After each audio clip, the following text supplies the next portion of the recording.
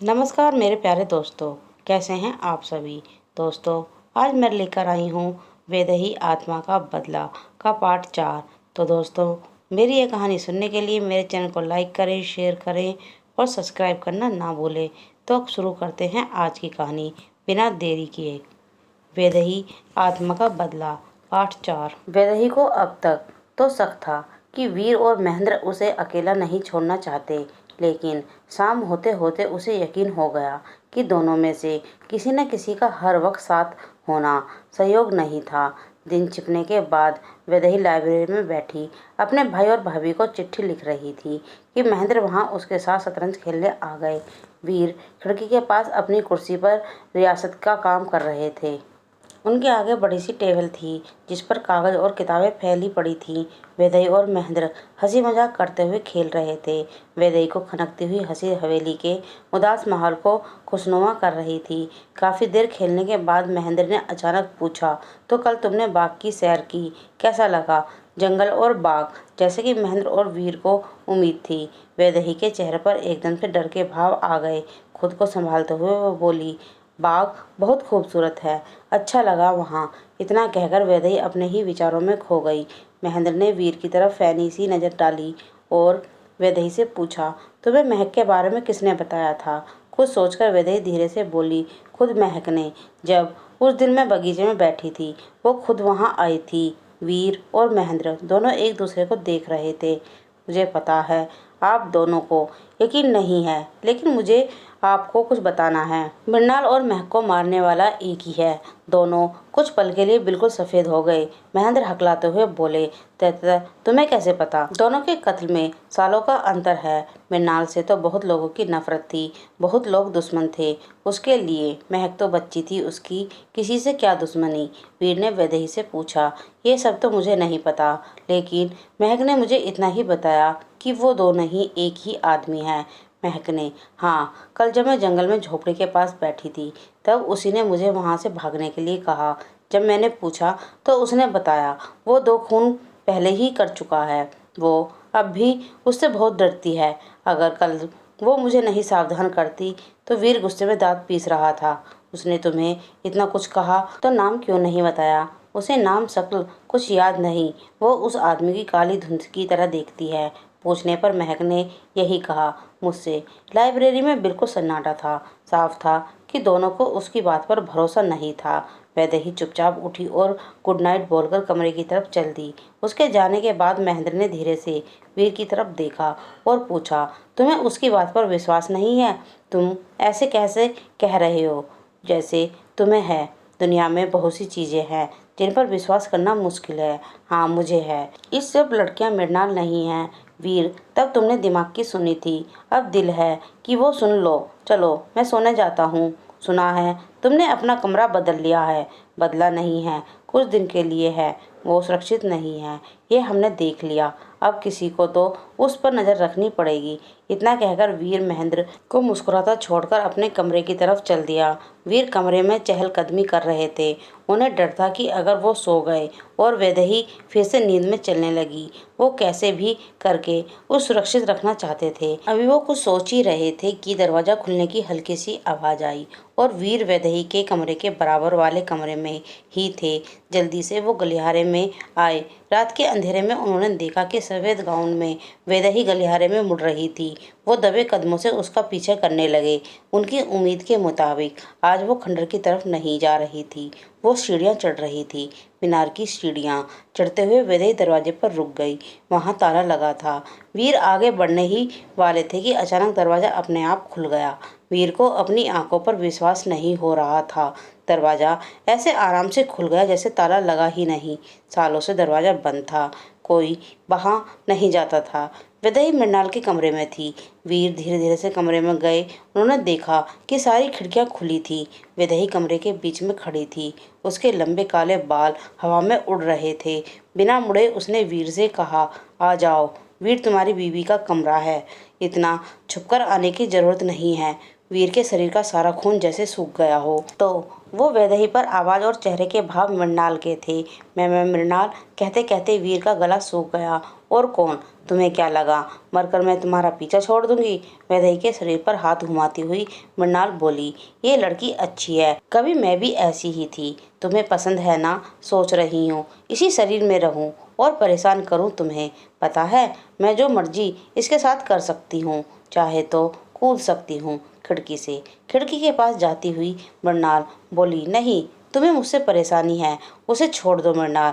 लो छोड़ दिया। अभी के लिए वैदेही निढाल होकर गिरने ही वाली थी कि वीर ने दौड़कर उसे उठा लिया। वहां पुराने धूल पर एक बिस्तर पर वैदेही को लिटाकर वीर उसे प्यार से देख रहा था कि वैदेही की आंखें खुल गई। चारों तरफ देखने के बाद उसने कहा, मैंने आज भी आपकी नींद खराब की। ये कौन सी जगह है? ये मृणाल का कमरा है। तुम्हें कुछ याद है क्या हुआ था? याद क्या करना है, मैं नींद में चल रही थी। हाँ, पर आज यहाँ मृणाल भी थी। क्या? हाँ, मरने के बाद भी चैन से नहीं रहने देगी। वीर को एकटक देखती हुई वैदेही ने पूछा, आपको तो इन सब बातों पर यकीन नहीं था, अब है। चलो अब चलते हैं, वरना ठंड के बीमार हो जाओगी। वैदेही उठ पाती उससे पहले ही वीर ने उसे बाहों में उठा लिया। अरे मैं चल सकती हूँ वीर, मैं बिल्कुल ठीक हूँ। जानता हूँ तुम ठीक हो, पर मैंने जो देखा है उसमें मैं ठीक नहीं हूँ। क्या किया वीर? वैदेही ने धीरे से अपना चेहरा वीर के कंधे में छुपाते, मैंने ऐसा कुछ पूछा? तुमने कुछ नहीं किया, वो मृणाल थी। तुम परेशान मत हो, बस इतना समझ लो, मुझे विश्वास है तुम पर। मृणाल मुझे कुछ याद नहीं। आज रात कुछ मत सोचो, बस कल बात करेंगे इस बारे में। लो तुम्हारा कमरा आ गया। वीर कमरे में माला होगी, मैं चली जाऊंगी। वो अगर ऐसे देखेगी तो 10 सवाल पूछेगी। अंदर जाकर वीर ने देखा घबराई हुई माला इधर उधर घूम रही थी। कहाँ थी बीबी जी? आप क्या हुआ आपको? कुछ नहीं हुआ माला, वैदेही बिल्कुल ठीक है, बस आज रात को टहलने छत पर चली गई थी। माफ़ कीजिए कुंवर जी, आज मैं इनकी वजह से ही यहाँ सोई थी, पर पता ही नहीं चला ये कब मैं चली गई। कोई बात नहीं माला, मुझे कुछ याद ही नहीं मैं कब कहाँ कैसे पहुँच गई। तुम जाओ सो जाओ। माला जाने से पहले वैदेही के लिए एक गिलास गर्म दूध देकर जाना, उसे नींद अच्छी आती है। माला वीर और वैदेही की तरफ एक नज़र देखती हुई चली गई। वीर ने बिस्तर पर वैदेही को लिटाया और पास रखी कुर्सी पर बैठ गया। माला अभी आ जाएगी। वीर तुम चले जाओ, मैं बहुत परेशान कर चुकी तुम्हें। वीर के चेहरे पर मुस्कुराहट आ गई। चलो एक बात अच्छी हुई, तुम पर आ गई। वैदेही को यकीन था वीर उसके शर्म से लाल हुए चेहरे को मोमबत्ती की धीमी रोशनी में देख सकते थे। मुझे लगा हम दोस्त हैं, तो दोस्त मुझे लगा हम कुछ ज़्यादा हैं, अगर तुम चाहो तो। वैदेही को लगा उसका दिल इतनी जोर से धड़क रहा था कि किसी भी वक्त वो बेहोश हो जाएगी। वीर जवाब के लिए उसकी तरफ देख रहे थे। इससे पहले वो कुछ बोलती माला दूध लेकर आ गई। चलो तुम दूध पीकर सोने की कोशिश करो, कल बात करते हैं। के गालों को सहलाते हुए वीर ने प्यार से गुड नाइट कहा और कमरे से निकल गए। आपकी आंखों की चमक बता रही है कि मुझे थोड़ी देर और रसोई में रुकना चाहिए था। बीबी जी, वैदेही के चेहरे पर मुस्कुराहट थी। उसे अगली सुबह की बेसब्री से इंतजार था। अगली सुबह वैदेही जल्दी से तैयार होकर नाश्ते के लिए पहुंची तो वहां कोई नहीं था। थोड़ी देर बाद चाचा जी और अभय आ गए। बातों बात में चाचा जी ने बताया कि वीर रियासत के काम से गए हैं, शाम तक लौटेंगे। नाश्ता खत्म होने ही वाला था कि महेंद्र भी जल्दबाजी में वहां पहुंचे। माफ़ कीजिए, मुझे देर हो गई। सुबह घूमने जरा दूर तक चला गया था। अभय व्यंग्यात्मक हंसी हंसते हुए बोले, कहाँ तक चले गए थे? महेंद्र सूरजमल जी की हवेली तक। चाचा जी की सवालिया नज़र महेंद्र के चेहरे पर रुकी हुई थी। वैदेही ने महेंद्र को पहली बार असहज देखा। वो अभय की पहनी नज़र से घूरे जा रहे थे। तभी चाचा जी ने महेंद्र से कहा, नाश्ते के बाद स्टडी में आओ। महेंद्र, तुमसे नई जमीन के बारे में बात करनी है। अभय ने भी मौके का फ़ायदा उठाते हुए उनसे पूछा, चाचा जी आपकी इजाज़त हो तो वैदेही को तालाब तक घुमाकर लाता हूँ। मुझे यकीन है ये अभी तक वहाँ नहीं गई है। हाँ, क्यों नहीं? वैदेही, तुम्हें तालाब देखना जरूर जाना चाहिए, बहुत खूबसूरत है। शाम को हम तुम्हें अपने कुलदेवी के मंदिर लेकर चलेंगे। जी चाचा जी। वैदेही ने घबराकर महेंद्र की तरफ देखा। वो चाचा जी के सामने मना नहीं कर सकती थी। उसे समझ नहीं आ रहा था कि वो अभय के साथ इतनी असहज क्यों थी।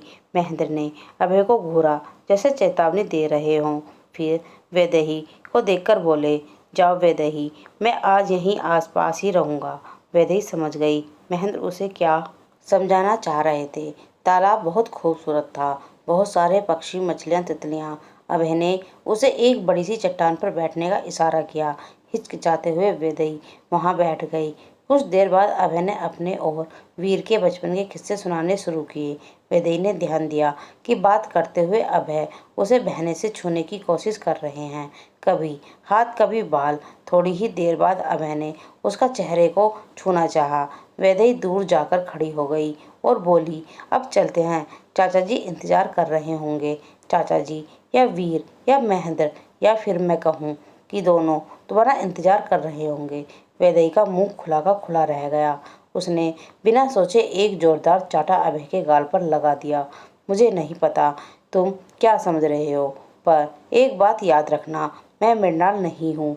अभय मैं बेशर्मी से उसका हाथ पकड़कर कहा, आज रात हवेली में ही रुका हूँ। जब ये मासूम होने का नाटक करके थक जाओ तो आ जाना। तीसरी मंजिल की आखिरी कमरा मेरा है। वैदेही झटके से हाथ छुड़ाकर तेजी से चल पड़ी। जिस हाथ से उसने चाटा मारा था वो हाथ अब सूजने लगा था। दर्द भी भयंकर था, लेकिन ज़्यादा तकलीफ उसे आसपास की थी जो अभय ने किया था।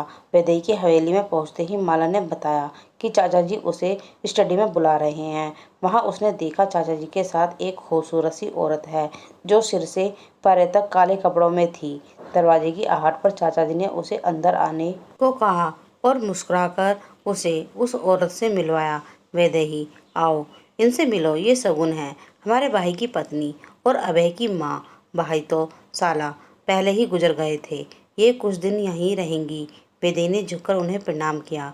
जवाब में शगुन ने सिर्फ गर्दन हिलाई। उसने ऊपर से नीचे तक वैदेही को पैनी नजर से देखा और पूछा, आप सुजैन सिंह की बेटी हैं। आपके बारे में हमने बहुत बातें सुनी हैं। वैदेही कुछ कहती उससे पहले ही माधव सिंह बोल पड़े, बातें बाद में कर लेना। शगुन, आओ पहले आराम कर लो, बहुत दूर से आई हो। शगुन वैदेही को घूरती हुई चली गई। उसकी बातों का बुरा मत मानना वैदेही, वो दिल की बहुत अच्छी है। भाई के जाने के बाद वो स्वभाव से रूखी हो गई है। मुझे यकीन है जब तुम्हें अच्छे से जान लेगी तो उसका दिमाग की गलतफहमी दूर हो जाएगी। चाचा जी की तसल्ली के लिए वैदेही मुस्कुरा दी और उन्हें अपना काम करता छोड़कर वो अपने कमरे की तरफ चल दी। तो दोस्तों, आज की मेरी ये कहानी यहीं समाप्त होती है। आपको ये कहानी कैसी लग रही है कमेंट में लिखकर ज़रूर बताएं। धन्यवाद।